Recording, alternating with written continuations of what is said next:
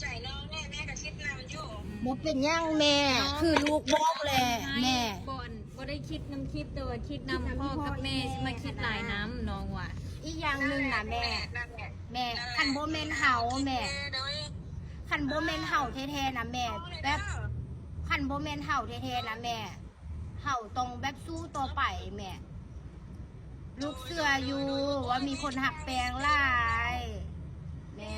น ย่าเลยลูกบ่ให้เลยลูกเลยกันหลายคนให้กำลังใจแล้วก็บ่ให้บ่ คือมื้อนี้ลูกก็ล่มละเอียดแล้วเนาะลูกสิว่าเนาะว่าลูกหันน่ะเตรียมสิไปพาขอเนาะที่จริงอ่ะคือฮู้เลยเนาะบ่ได้ฮู้เรื่องหยังเลยสิให้มาปีใหม่หั่นน่ะแม่แล้วพอมาเจอสถานการณ์แบบมีลูกก็เอ้าหนาวเด้อสินะเพราะว่าก่อนหน้าหันเราเป็นเน็ตไอดอลผู้นึงแม่เป็นน้อมหั่นน่ะ เป็นนั้นมันเป็นคลิปตัดต่อมันบ่ใจ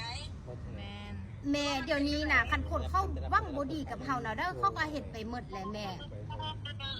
คันคนเขาบ่วังดีกับเฮาจังนั้นเขาก็เฮ็ดไปหมดแม่ แม่เป็นที่นั่นว่าลูกไปอยู่คุณไม่อย่างไรย่านไปบ่สร้างย่านตรงนั้นมานะย่าไปเฮ็ดนั่นเฮ็ดนี่นะแม่กะเนาะมีลูกสาวผู้เดียวใจคือแม่มาแต่เบื้องต้นนั่นแหละแม่กะทีแรกกันกะโอ้ยเพื่อจิตตัดสินใจให้ลูกไปนะเนาะลูกสาวผู้เดียวกับเฮ็ดนั่นใดก็ฮักกับเพลงอะไร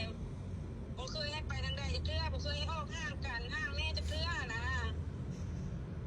อยู่จากกับพ่อกับแม่บ่เคยไปสลายจะเทื่อก็เลยนั้น โดยด้าน เดินแม่ไปหาหมอยังสิท่าเมื่อนั้นเอง โดยแม่ตามสบายแล้วเด้อ บ่ต้องคิด บ่ ยัง คิดยังไงเด้อ แม่ เดี๋ยวเฮาเบิ่งเองน้องนั่น ใจร้าย โดยสุขดีแม่ บ่ต้อง เอ คิ อ ด นี่ ห นะ ยัง ต้องให้ลูก ประตูให้เลย แม่ลูก เดี๋ยว บ่ คอย แม่ บ่ น แม่คอย เฮา เราให้กระด้างสบาย แม่น่ะบ่แม่นในกาสโลกแม่น่ะบ่มักสายนี้บ่เลี้ยงมักนั่งอธิบายหั่นน่ะแบบเฮาสิว่าเนาะแล้วว่าแต่ว่าโอ้ยต้องได้อธิบายหั่นแหละ เป็นครับอันนี้ดูเป็นครับประจำนี่กดงามเลย แต่กูให้ใส่กูเหมือนอ่ะมงมาล่อมงคนดังคือลูกเสก